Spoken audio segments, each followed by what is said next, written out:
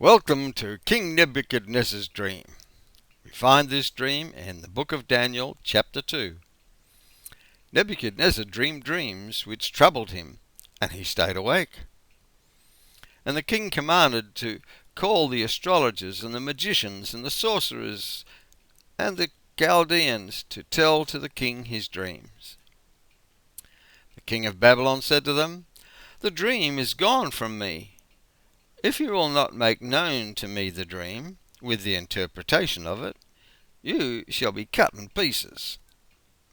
But if you show me the dream, and the interpretation thereof, you shall receive of me gifts and rewards and great honour." The Chaldean wise men answered before the king, "There is not a man upon the earth that can show the king's matter. Therefore there is no king, lord, or ruler that asks such things of any magician or astrologer or Chaldean." It's a rare thing that the king requires. There is none other that can show it before the king except the gods, whose dwelling is not with flesh. Oh, the king said, "There is but one decree for you.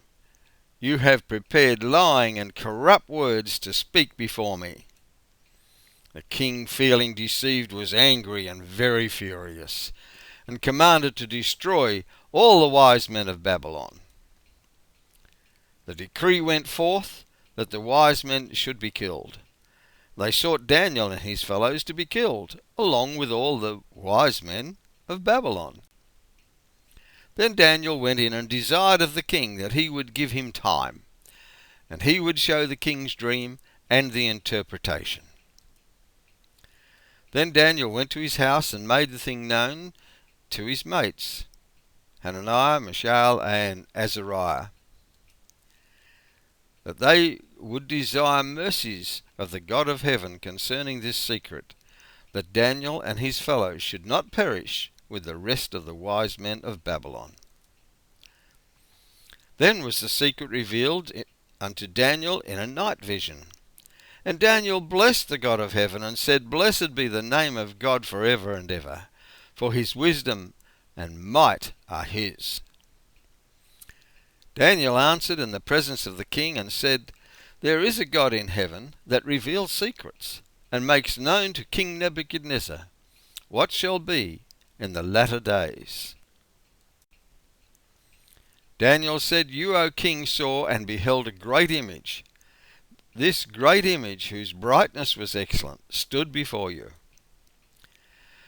This image head was of fine gold, his breast and arms of silver, his belly and thighs of brass, his legs of iron, his feet part of iron and part of clay.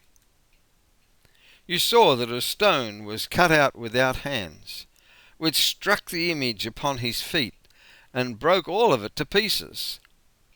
It became like the chaff of the summer threshing floors, and the wind carried them away, and no place was found for them. The stone that smote the image became a great mountain, and filled the whole earth. This is the dream, and we will tell the interpretation thereof before the king." And Daniel said to the king Nebuchadnezzar, "The head of gold represents the Babylonian Empire. The chest and arms of silver represent the Medo-Persian Empire that is to follow yours. The thighs of bronze represent the Greek Empire, and the iron legs the Roman Empire, divided into two. The iron and the clay represents the 10 powers, 10 toes, that these kingdoms were divided into. And of course the rock represents Jesus Christ when he returns to the earth."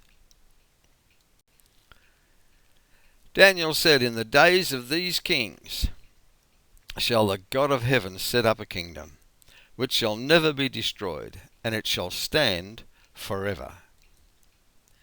For as much as you saw that the stone was cut out of the mountain without hands, and that it broke in pieces the iron, the brass, the clay, the silver, the gold.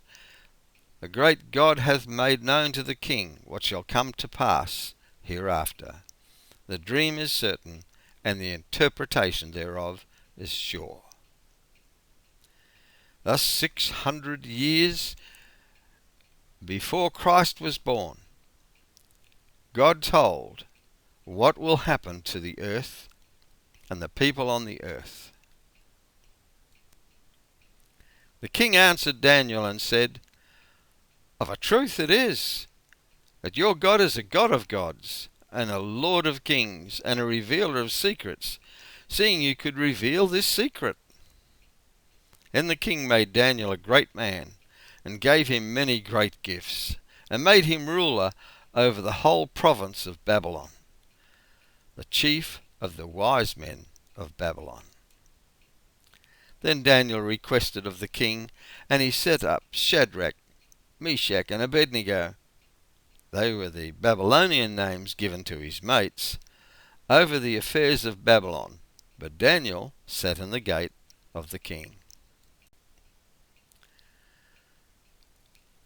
I want to now skip to the end of the Bible.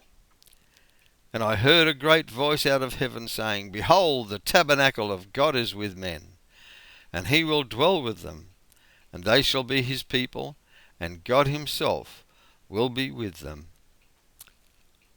and be their God. It's our choice to be there or not. For God so loved the world that he gave his only begotten Son, that whosoever believeth in him should not perish, but have everlasting life. And Jesus told us this in John chapter 3 and verse 16. Friend, it's your choice whether you want to be there or not. God bless you, friend.